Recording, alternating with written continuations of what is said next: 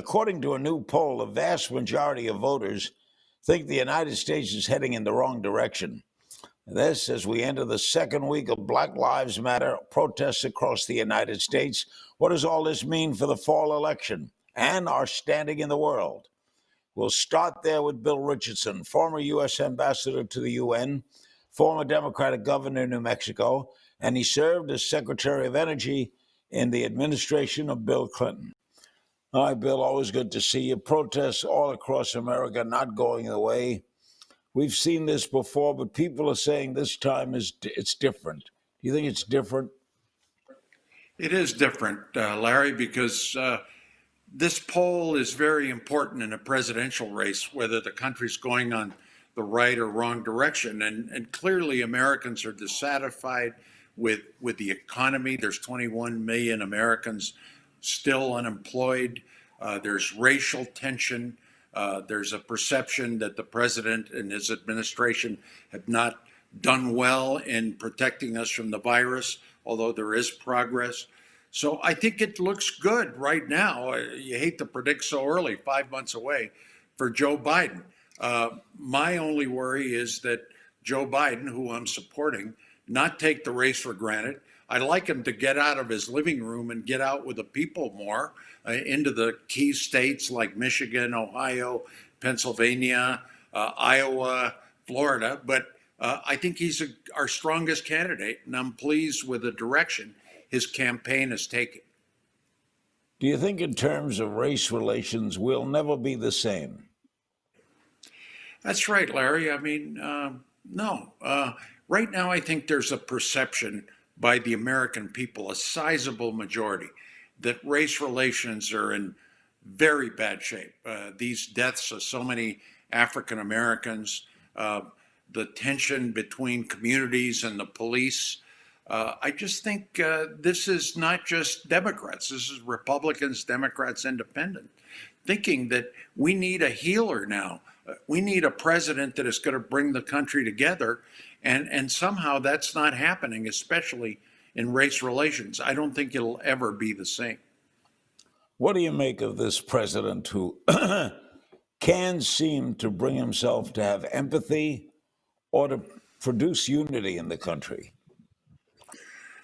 Well, I think you see it with him wanting to use the riots in Washington, gassing people, using the military, going to a church, using a prop of the Bible, but not showing empathy, not trying to bring the country together, heal, saying instead of saying we're going to dominate those protesters, saying, I understand your protests. I understand we need to heal. And he doesn't show any empathy. And what I think eventually is going to be the deciding factor in this race, Larry, is people are going to be tired of this. They're going to want stability. And I think Joe Biden brings that. Brings not terribly much excitement, but he brings competence, he brings experience, stability, and empathy, because everybody knows the man. Joe Biden has suffered the death of his wife, the death of his son, the death of his of Beau Biden, his two kids. So again, I just think that's what's going to be the deciding factor. People are just going to be tired of a president that doesn't show an ability to bring us together, instead just dividing us. It's funny, but can you see President Trump in the Oval Office making a heartened plea to Americans for unity? Well, I understand that that's under consideration, but it just may be too late, but he should still do it, Larry. He's still somebody I consider my president. I just think we're at such a stage of disunity, of protests, of people being tired, and the COVID has brought a lot of venting that is also common among our people, but a frustration that somehow a president like John F. Kennedy, like Clinton, Obama, like George W. Bush, Colin Powell, they're wanting us to come together, and this president is unable to do that. Do you think George Floyd may be what changed this election? The death of George Floyd changed things dramatically in America, and it doesn't go away. Yes, I think George Floyd is the tipping point, but I think you already saw it with the American people thinking the president moved too late on the COVID issue, 21 million unemployed, an economy in deep trouble. Um, Also, I do think the George Floyd issue has changed the relationship between the American people and the African American community, where there's enormous support and sympathy for the protesters and for those African Americans that unfortunately have been victims of police brutality. And it's also changed the relationship we have, I think, with the police. Now, we don't want to defund the police, but I think we need more African Americans, Hispanics on police forces. I think, Larry, we need to take that military gear that police departments get. I think we need to find ways in which communities work together closer with the police, get the bad apples out of the police. But, you know, this defund the police, get them out of the way, that's not going to happen. I keep hearing that. What does defund mean? Take away their money? How do you got to pay their salaries? What do you mean by defunding? Well, I don't. I think that's a confusing term, but in my view, you don't take away their salaries, the men and women of the police. I think what needs to happen is, as I said, get communities closer with the police. Let them examine their procedures better. Get rid of the bad apples. More training. More community policing. Find ways that you bring communities closer to these police, make more African Americans and Hispanics and minorities part of the police force, stop racial profiling. I think you're going to see a lot of communities do that. Stop the chokeholds. Minneapolis has done that. I think you're going to make that, that'll be more prevalent throughout the country. Nixon won barely in 1968, running on law and order. Do you think that could work now for Trump, law and order campaign? Well, look, most Americans support law and order. We should support our military. We should support our law enforcement. But law and order for this president has meant gassing protesters. It's meant finding ways to disperse protesters, bring the military, the National Guard, our military, into domestic disturbances like D.C., walking to a church with a Bible. I think this is unprecedented. And this is why I think you're going to see a sizable number of moderate Republicans in the suburbs, women, turn against the president in the presidential election. Now let's talk about the vice presidency. You once headed a team searching for a possible vice president, right?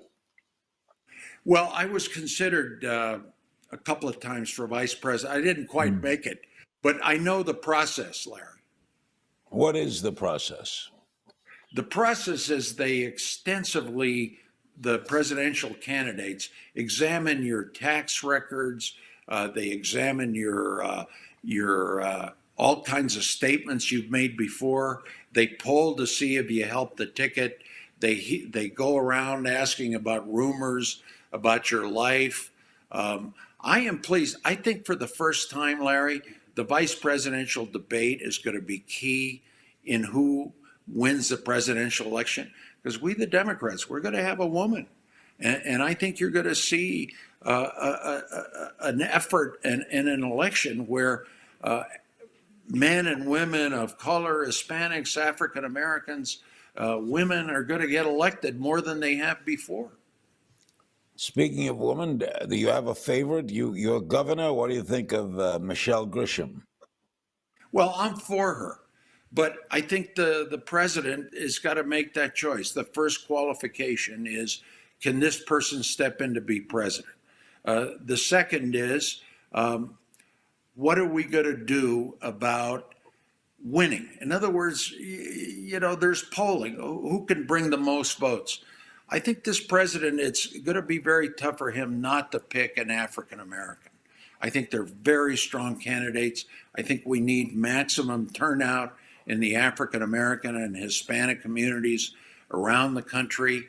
I think the president also, while I support Michelle Grisham, I'm part Hispanic. I do think that he has a big debt to the African American community, to Congressman Clyburn in South Carolina that revived this campaign. So I think it's going to be tough for the Vice President Biden not to pick an African American woman. But that's my opinion. They don't ask my opinion, so I'm just. If it isn't Governor Grisham, who do you think it'll be? I think what I'm hearing is that Congresswoman Val Demings is surging. I think Senator Kamala Harris would be a very strong candidate. So I'd say it's between those two, in my judgment right now. But the vice president is not going to pick till August. And things may change in August, polling, issues, I think race relations, somebody that knows law enforcement, a police. This is why I think Val Demings, who I don't know, I just have seen her on television, being a former police chief, being a very good congresswoman. I think she's kind of surging, but the selection will be made in late July. Two Republicans have come forward to oppose the president, one in office, Mitt Romney, and one not, Colin Powell. What do you make of those two going their own way? Well, I believe it's significant, particularly George W. Bush, that he is saying that he's moving in another direction. He represents the moderate wing of the Republican Party. He represents, even though I disagreed with a lot of things he did, a unity, a bipartisanship. Colin Powell is a national hero, Republican. And I think it's significant. I think you're seeing also Senator Murkowski, a courageous senator from Alaska. You're seeing more Republicans become emboldened. And I think if this starts occurring more in the U.S. Senate, there's two senators now, Mitt Romney and Murkowski. That's going to be very significant in the erosion of the support for President Trump.